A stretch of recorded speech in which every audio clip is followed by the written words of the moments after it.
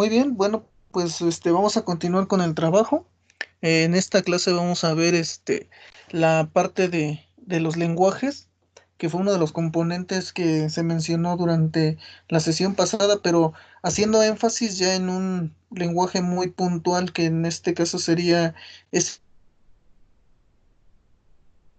que muchos hemos estado ya trabajando a lo mejor en otras áreas y que bueno, la idea es puntualizar algunos de los detalles que se tienen al respecto. Por lo tanto, primero definiríamos cuál es el significado de cada una de estas letras o siglas que tenemos.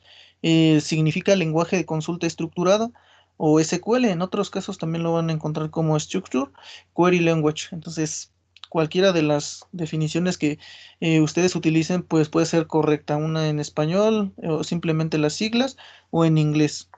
Bien, bueno, el lenguaje SQL está dividido en dos segmentos, por decirlo de alguna manera, o dos áreas. Ya lo habíamos mencionado durante la sesión pasada, se divide en DDL y DML, también como sido conocido como LDD o como LMD. Entonces, cualquiera de las definiciones que se le otorguen pueden ser correctas.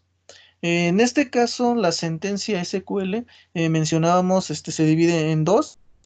Y bueno, la DDL también es conocida como lenguaje de definición de datos o Data Definition Language. Y por otro lado, DML significa lenguaje de manipulación de datos o Data Manipulation Language. Ya habíamos mencionado varios detalles de estos lenguajes y que obviamente se encargan de estar trabajando muy de cerca con la base de datos. En este caso vamos a iniciar con el DDL. Esta DDL o lenguaje de definición de datos lo que hace es crear y modificar la estructura de una base de datos. Desde el momento en que se crea, utilizando la sentencia create database, ya en ese momento los programadores o el usuario que esté creando esa base de datos o el administrador, que es una de sus funciones, como lo habíamos establecido la sesión pasada, ya está utilizando la DDL. Otra instrucción que es muy común dentro de las sentencias SQL y precisamente aquí en definición de datos es alter. Con alter se puede modificar la estructura de una base de datos. Una más sería Drup, que Drup permite borrar completamente una base de datos o borrar una tabla, ¿vale? Por otro lado, encontramos también a Truncate. Truncate lo único que hace es vaciar, ¿no? Vaciar todo el contenido de una tabla. Entonces, vamos a diferenciar un poco entre Drop y entre Truncate. Truncate elimina todos los registros y deja la estructura básica, tal cual fue definido en el momento de su creación, campos y propiedades que pudiera llegar a tener la tabla. Y por otro lado, drop lo que hace es borrar en su totalidad aquellos registros y la estructura que ya esté definida. Entonces, hay que tener mucho cuidado entre cuál elegir de acuerdo al momento más oportuno. En el caso de Alter, pues simplemente pueden modificarse las tablas, su estructura, el número de campos, se pueden quitar o se pueden agregar nuevos campos, cambiar nombres de campos y otros elementos. En el caso de Craig, como lo había mencionado al inicio, pues permite crear una base de datos, permite crear una tabla con la instrucción create table y una vez que se tenga, pues definir cuáles van a ser sus campos y sus tipos de datos que va a almacenar. Bien, por otro lado, entonces, vamos a trabajar también con el lenguaje de manipulación de datos.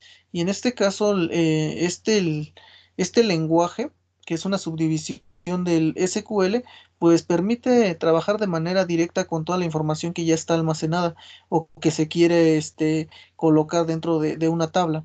Su primera sentencia es, y no menos importante, es la instrucción select.